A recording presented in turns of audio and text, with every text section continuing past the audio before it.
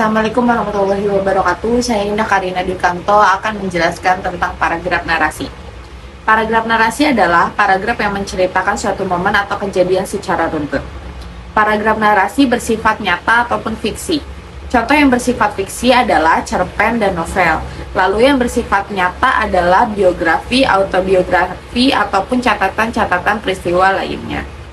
Yang wajib diperhatikan dari paragraf narasi adalah paragraf ini disusun berdasarkan pola kronologis saat atau kronologis tempat. Oke teman-teman, sekarang kita masuk ke dalam ciri-ciri paragraf narasi. Ciri-cirinya yang pertama, ada berupa cerita tentang peristiwa atau pengalaman penulis. Yang kedua, paragraf narasi menonjolkan unsur kelakuan atau tindakan. Yang ketiga, dirangkai di dalam urutan waktu secara runtun dan jelas, di mana bagian orientasi, klimaks, dan resolusi. Yang keempat, memiliki unsur-unsur seperti tokoh, latar, konflik, dan sudut pandang pengarang. Biasanya terkandung cukup banyak kata-kata langsung di dalam paragrafnya. Nah, teman-teman, di dalam paragraf narasi, penulis dapat lebih membiarkan pikiran dan lebih kreatif di dalam pemilihan diksi. Selain itu, jenis penyusunan kata-kata terhitung mempengaruhi paragraf narasi tersebut. Teman-teman, sekarang kita masuk ke dalam jenis-jenis paragraf narasi. Jenis-jenis paragraf narasi itu terbagi menjadi dua. Yang pertama ada narasi ekspositoris. Paragraf ini adalah jenis narasi yang menceritakan urutan perbuatan yang disampaikan dengan terlampau informatif supaya pembaca paham betul bagaimana ceritanya berlangsung. Nah, paragraf ini tuh memiliki tujuan untuk memperluas ilmu pembacanya mengenai suatu kisah dan ditulis berdasarkan momen atau informasi yang sebenarnya. Biasanya, paragraf ini menceritakan mengenai kisah seseorang yang diceritakan berasal dari awal kehidupannya hingga kematiannya. Paragraf ini terhitung tidak memiliki unsur sugestif atau bersifat objektif.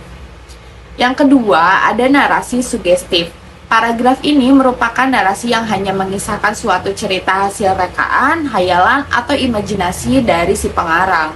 Jenis paragraf ini biasanya ditemukan pada roman, cerpen, hikayat, dongeng, dan novel. Narasi ini tetap melibatkan daya imajinasi pembacanya karena target yang ingin dicapai yakni kesan pada peristiwa, seolah-olah pembaca berada atau terlibat di dalam cerita tersebut. Assalamualaikum warahmatullahi wabarakatuh. Saya Rika Monika. Di sini saya akan memberikan dua contoh paragraf narasi.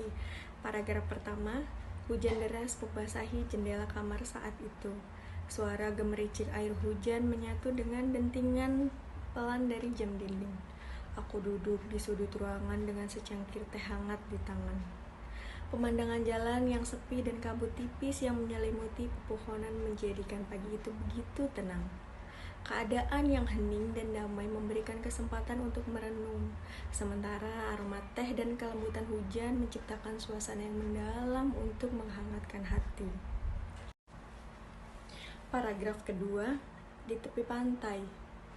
Pasir putih menanti jejak langkah kita.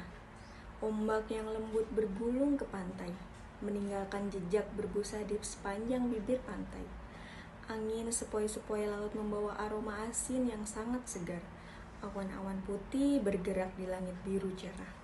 Beberapa burung camar terbang rendah di atas air, menambah indahnya pemandangan. Sepasang penghujung duduk bersantai di tepi air, menikmati keindahan alam yang sederhana namun begitu menyejukkan. Terima kasih.